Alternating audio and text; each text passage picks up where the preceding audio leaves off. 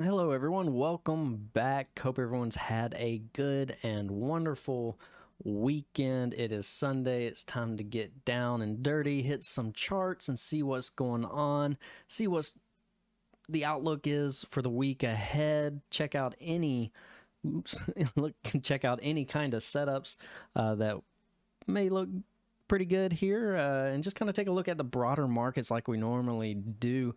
But first off, we always want to check out what is going on with the economic calendar here. If we zoom in, there we go. We got FOMC out of the way. We got our 50 basis point rate cut. So now it's just a matter of, what's next as far as the economic calendar goes. First of all, just going to highlight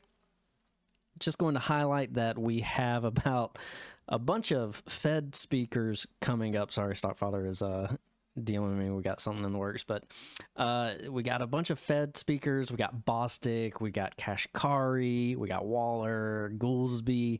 I mean, you name it. We even have Chairman Powell again on Thursday at 9:20 a.m. right before the market opens. So all eyes are going to be on that to see what he has to say now. But other than that, we still got plenty of, possible market moving data with the flash services PMI starting us off tomorrow morning. And then we have consumer confidence on Tuesday, followed by home sales on Wednesday, Powell on Thursday. We got pending home sales, and we also have our core PCE on Friday. So this is kind of a heavy week as far as the economic calendar goes. So it's going to be one thing after the next, it seems. So we definitely want to be paying attention to, what's coming out and how that may impact the overall market. Next up, we are going to take a quick look here at earnings season. Just going to touch base here. We do have earnings from Micron, MU, the first semiconductor that we've had in a while to report earnings on Wednesday after the close. That's going to kind of set the tone as far as the semiconductors go, and we are expecting a beat on earnings from Micron, so keep an eye on that. And then on Thursday we have earnings from Costco, and we all know Costco's been a money maker for quite some time now. The chart is just straight up, and we'll take a look at that as well. But all right, there you go. There's our economic calendar. There's our earnings reporting for the week ahead. And yeah, let's get into some charts, shall we? Starting off with the SPY SPY, we can see that we did gap above into all-time high territory after that FOMC meeting and Powell discussion. We had that nice gap up, but Friday we kind of gapped down, but needless to say, we've held the 565 level, so that's going to be my battleground. Prior resistance, is it now acting as new support? So 565 to hold. 560 will be my bottom threshold. That'll be about where the daily 21 EMA resides. If you can look at the 50-day, we can see that the 50-day simple moving average is a little bit flat. The 200-day simple moving average is slowly catching up to the price action. So we had this consolidation period for quite some time, especially a few weeks ago after the Japanese yen carryover trade shenanigans. We consolidated, dropped down a little bit, and then recovered as if nothing ever happened last week, or the week prior, and then last week, of course. So now we're just kind of chilling out at lifetime highs. Momentum still looks good as far as the squeeze goes. Let's check out the weekly chart just to kind of take a peek. Yeah, nothing too crazy going on here, as you can see. So yeah, the S&Ps look pretty good as long as it holds above $565, and for the threshold there, 560 for me to hold. Let's move on to the tech-heavy NASDAQ. As we can see here, the NASDAQ still has some catching up to do, still kind of lagging behind as far as the overall indices goes. Still needs to break back above that 488 level, 489, 490 zone, give or take. We did have that gap up on Thursday, and then Friday we just kind of chilled out. There was some rebalancing During the final minutes of the market on Friday, you'll see a lot of these weird volume spikes in some of these tech names, especially Apple. A lot of people took notice, like, oh no, why did Apple all of a sudden sell off during the last like 5 minutes? That was just some rebalancing, maybe some OPEX shenanigans. But as it sits, the QQQ, yeah, it hasn't really made a lower low by any means. It's held the daily 200, but at the same time, it hasn't broken above lifetime highs like we've seen on the S&Ps and the Dow. So a little bit laggard here as far as everything goes. Now, does that mean all is lost? No, not necessarily. There's always the chance that the QQQ can start to outperform and play catch up, and if that's the case, then we are going to see a pretty nice move within the overall market if tech starts to catch a pretty strong bid. So yeah, definitely want to keep an eye on that. If we take a look at the weekly time frame, we can see that, momentum's kind of fallen off the bandwagon here. We've had consecutive lower momentum bars on the squeeze momentum, but you know what? We're still holding structure overall. Nothing has really broken, and yeah, as far as everything else goes, it's kind of just maybe a pause. Just catching its breath, see what direction it wants to go next. But yeah, main thing about the QQQs is the semiconductors, and it's kind of the same picture here. Semiconductors haven't really gotten any kind of love in the past few weeks, it seems. We defended the 200 simple moving average. We could be entering a new squeeze here this week, so I definitely want to pay attention to that. But until we get back above this 253 level on the SMH, semiconductors are just kind of at a standstill as well. And we've seen that with NVIDIA, who, got crushed, and then it's kind of back up. Now we're just kind of waiting. To me, NVIDIA could be a good name to day trade, but as far as swing trading, it's kind of in la-la land, if you ask me. We can see the moving averages are just going back and forth from each other. You could argue, things are getting tight right here. If I can grab the right panel, there you go. You can get this going, whatever, however you want to see things as far as NVIDIA goes. But for me, if I'm going to pick out a semiconductor, it's going to be Broadcom. Broadcom looks quite a little bit better here as it tries to break above this 174 level, 172, excuse me. Once we get above 172.50, then it opens the door towards 177, which is going to be the next supply zone, and then 185 up ahead. So yeah, I definitely like Broadcom as far as semiconductors goes. Everything looks pretty nice in order here, so I'm not going to spend too much time. But yeah, QQQ, is it going to play catch up, or are we just going to trade in this messy zone and take everything day by day? Moving out to the Dow, Dow looks pretty good despite earnings from FedEx. FedEx had that pretty ugly report. Gap down all the way to about the 250s. Probably going to stay away from this until things get resolved. Even UPS kind of followed suit. But for the most part, you got the XLY consumer discretionary that looks pretty good. That includes your names like Amazon. Amazon's trying to break above the 190-150 mark. If it can break above 190.50, there's a small gap to fill towards 193. Above 193, that could open the door back above the 200 mark. So keep your eye on Amazon as well. And then finally, I'm keeping an eye on McDonald's. McDonald's is probably one of the interesting setups there. We do have a nice little daily squeeze here that I am paying attention to.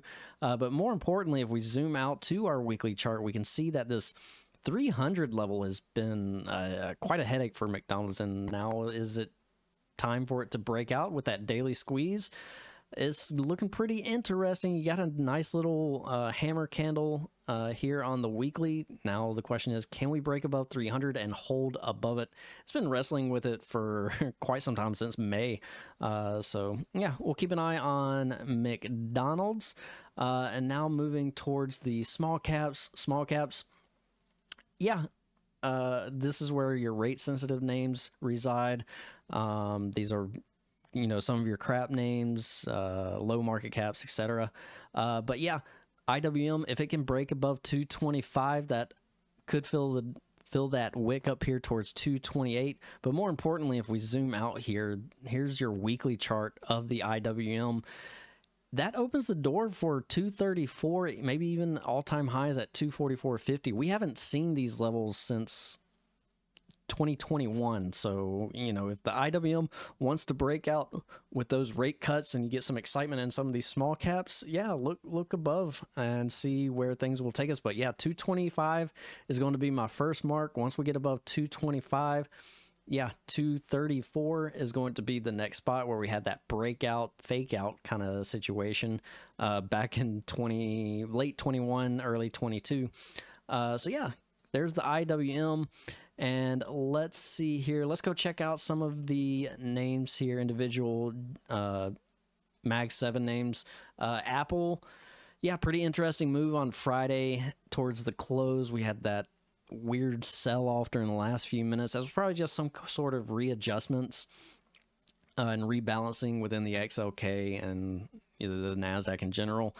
Plus, you had OPEX. We'll see if that causes any commotion, gap down, and crap. But as you can see, we're very sideways. Moving averages are just kind of crisscrossing with each other. But you know what? 233, that's going to be the key zone here. If we get above 233, that could open up towards 237. Now, we know what happened up here. This is where Warren Buffett has started to sell a lot of his position, not a lot, but some of his position in Apple. That's what caused this gap down and move lower, excuse me. So that is definitely an area to pay attention to. If we start to push ahead, we got some overhead resistance. Maybe he has some more to sell up above, who knows. But yeah, 233 opens the door to 237, or you got the gap fill towards 235 and then 237. So that's what I'm going to be looking for on Apple. When we take a look at Meta, new lifetime high breakout on Thursday with some follow through on Friday.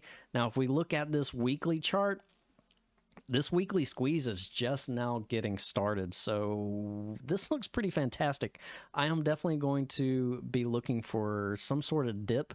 If we get a retest of 542.54 to retest that breakout zone, that looks like a pretty fun spot to get an opportunity to go long. Otherwise, day trade the momentum, in my opinion. But swing trading, I would want a cheaper entry. I'm kind of kicking myself in the butt for not getting anything on Thursday, to be honest with you. But yeah, Meta looks fantastic. Google, yeah, Google's still kind of a slacker here. Hasn't quite moved back towards that 168.50 level. We're trading below the daily 50 simple moving average. We briefly lost the 200. We're about to start into a new squeeze, so that could be something to pay attention to. One thing to keep an eye on is the IBB. Yeah, biotechs looking pretty interesting. We got a daily squeeze here, looking to break above that 150. One of my favorites is going to be Amgen, AMGN. I'm looking at this daily squeeze to break out above about 340. Once we get above 340, that could open up the door towards 347. So yeah, Amgen looks pretty good also. Moving on to like junk bonds. Junk bonds, you know, if stock market was looking rough, then you would expect the junk to be looking worse. The junk does not look worse, so risk on continues in my book. Yeah, if they were selling the junk, things could get a little bit interesting. The dollar continues to move lower. It broke down, as you can see, this 102. We held 100. 99 could be next, so be on the lookout for that on the week dollar. Yeah, it's been an interesting move. A lot of names above their key moving averages. A lot of interesting bullish setups across the board, no doubt about that. I'm just looking for opportunities to, you know, have some good buying levels and breakouts. So McDonald's, Amgen, and all them do fit the bill, and SPY looks pretty good, not gonna lie. I don't really have any any major complaints. I did see that DraftKings is looking to break above this daily 200 simple moving average. You did have a nice little possible breakout here as far as the trend goes, depending on how you want to draw that. So that looks pretty good. DraftKings, if you get a pop above really 39.50, that could open up the door towards 40, and then you're taking on that swing high at about 44.60 cents. So that looks pretty good also.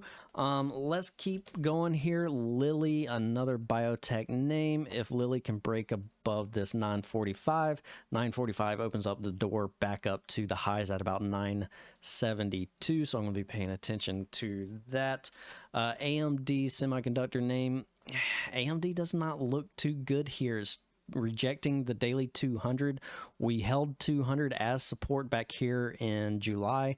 We broke down, rejected again in August. Now we're back at it, and it doesn't seem like it's ready to break back above either. The 21 is still declining.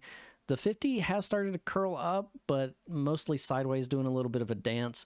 We'll see what she has in mind, especially with those earnings from MU. Walmart is at all-time highs. That's going to be impacted by earnings from Costco. Costco is just, you know, if you take a look at this weekly chart, it's just absolutely insane.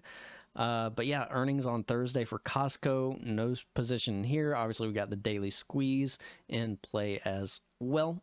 So yeah, going to keep an eye on that to see how that impacts some of these retail names. And let's see, who else did we get? Let me check here. PayPal had a pretty good, oh yeah, Rivian had this really ugly breakdown below like the 1250 mark last week on Friday.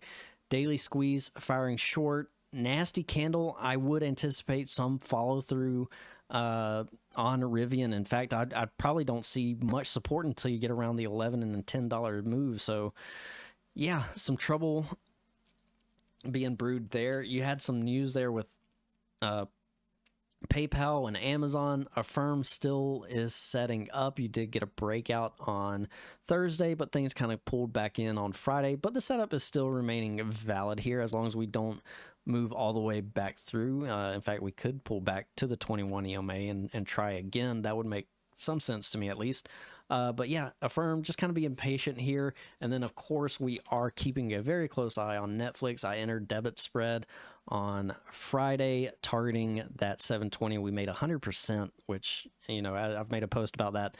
Netflix was my breadwinner last week and took me from a red week to a green week. And now we are looking to set things back up on this daily squeeze to fire back up through the long side, and that will look pretty good for the communication sector as well. So all right, I think that's gonna be it. I don't think I have any more tickers that I really want to discuss here. Now is pretty crazy. Tesla inside day on Friday. We still have a gap to fill on Tesla, so if you want to play that potentially, it's got a little bit more wiggle room. If you break that inside, that could be a day trade idea. Break above 244 and push towards 246 to get that gap fill taken care of on Tesla. But all right, yeah, I think that's going to be it for me. If you have any questions, feel free to reach out. And once again, let's keep an eye on tech and pretty much the main indices, because they all look pretty darn interesting. Just don't try to focus in on too much. You don't want to, you know, make yourself cross-sided, you know, looking left and right. So narrow things down if you have to. Take one or two setups and just reel it in. All right, guys. Remember, SPY 565 is, I believe, yeah, 565 to hold. Yeah, there we go. All right, take care. Happy weekend. Bye.